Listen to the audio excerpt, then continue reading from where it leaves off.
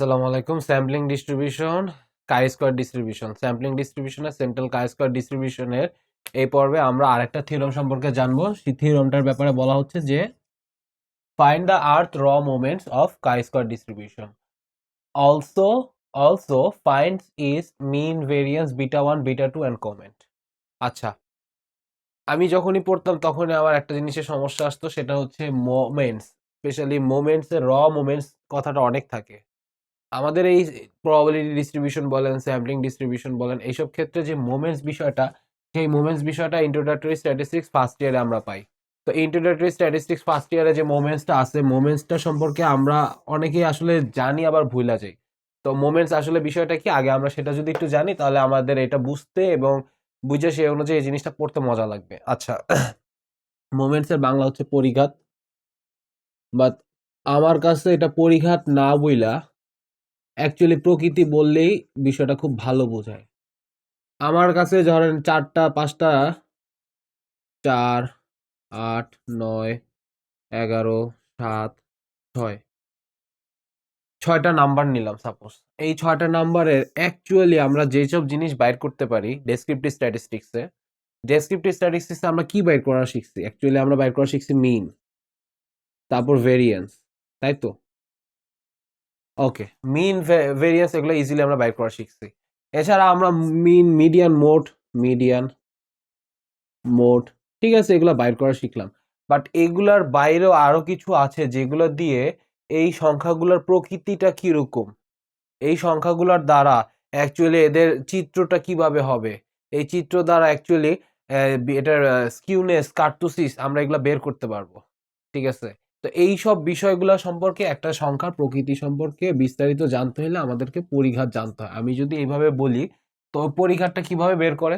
পরিঘাত বের করার অ্যাকচুয়ালি পরিঘাত হচ্ছে দুইটা, একটা হচ্ছে সেন্ট্রাল মোমেন্টস আর একটা হচ্ছে র মোমেন্টস। বাংলায় যদি বলি কেন্দ্রীয় পরিঘাত সেন্ট্রাল, আর র হচ্ছে আপনার অশোধিত পরিঘাত।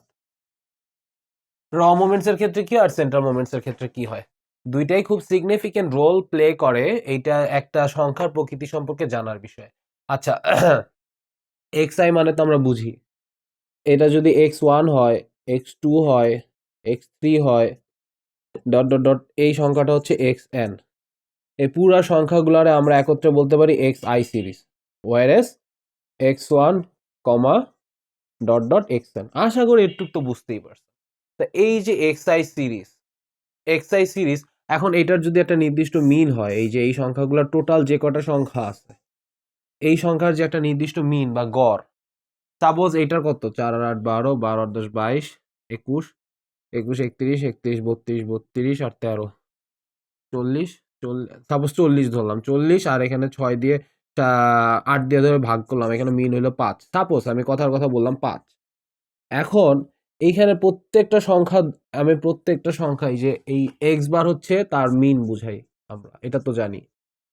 এক্স আই সাপোজ 4 মাইনাস এটার গড় হচ্ছে 5 ভাগ টোটাল সংখ্যা হইছে 6টা, plus 8 minus 5 by 6, plus dot dot dot করে করে আমরা লাস্টে এই যে 6 বিয়োগ 5, মানে প্রত্যেকটা সংখ্যা, এই যে যতগুলো সংখ্যা আছে দিয়ে আমরা যদি n অর্থাৎ তার টোটাল উপাদান সংখ্যা দিয়ে যদি আমরা সংখ্যাটাকে ভাগ দেই, অর্থাৎ এই সংখ্যার এই যে সামেশন আমরা যদি করি xi মাইনাস এক্স বার, এইটার যদি সামেশনকে আমরা n দ্বারা ভাগ করি, আমরা আলটিমেট যে রেজাল্টটা পাবো সেটাকে আমরা সেন্ট্রাল মোমেন্টস বলতেছি।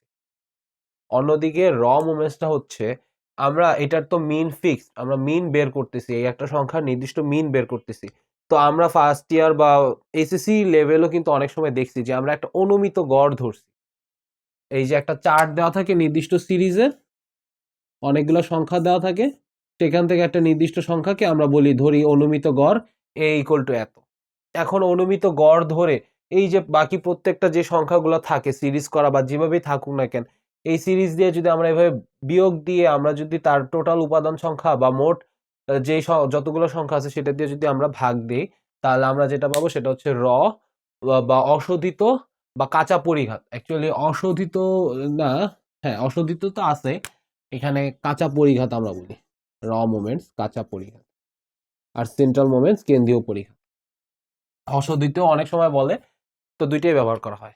আচ্ছা, তো এই হইলো ওভারভিউ অফ সেন্ট্রাল মোমেন্টস। আর এখানে একটা মুদ্রা বিষয় বলি, এই মোমেন্টসটা আমাদের এই প্রশ্নের সাথে কেমন সম্পর্ক করে। অ্যাকচুয়ালি খুব সহজ ভাষায় যদি বলি, আমরা যদি এখানে ধরি মিউ আর, এই মিউ আর বলতে বোঝায় আরতম র মোমেন্টস, আরতম র মোমেন্টস না, আরতম সেন্ট্রাল মোমেন্টস বলে যখন এখানে কোনো ডট ব্যবহার করা হবে না। অন্যদিকে ওয়ারএস আমরা যদি মিউ আর ডট ব্যবহার করি, মিউ আর প্রাইম ব্যবহার করি, তাহলে আমরা বুঝবো র মোমেন্ট। তো আমার প্রশ্নে বলে র মোমেন্টস, ম্যাক্সিমাম টাইমে আপনারা র মোমেন্টস পাবেন, জানি আপনারাও জানেন, এটা তো বইলে আর লাভ নাই। এখন এই যে র মোমেন্টস আমরা নিছি, ভালো কথা, এই র মোমেন্টস থেকে আমরা অনেকগুলা ক্যারেক্টার বের করতে পারি। একটা না, অনেকগুলা ক্যারেক্টার, একটা নির্দিষ্ট সংখ্যা, একটা নির্দিষ্ট ডেটা সেট থেকে।